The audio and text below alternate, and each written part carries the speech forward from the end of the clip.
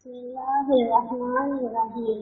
ایک کہانی بتاتی ہے کہ دو دوست صحرا سے گزر رہے تھے۔ کچھ سفر کے دوران ان کے درمیان جھگڑا ہو گیا اور ایک دوست نے دوسرے کے منہ پر تھپڑ مارا۔ جس کو تھپڑ مارا گیا وہ زخمی ہوا، لیکن کچھ کہے بغیر ریت میں لکھا، آج میرے بہترین دوست نے میرے منہ پر تھپڑ مارا۔ وہ چلتے رہے یہاں تک کہ انہیں ایک نخلستان مل گیا جہاں انہوں نے نہانے کا فیصلہ کیا۔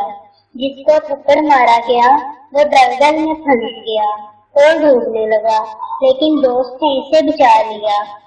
قریب ڈوبنے سے صحت یاب ہونے کے بعد اس نے ایک پتھر پر لکھا، آج میرے بہترین دوست نے میری جان بچائی۔ جس دوست نے تھپڑ مارا وہ اپنے بہترین دوست کو بچایا۔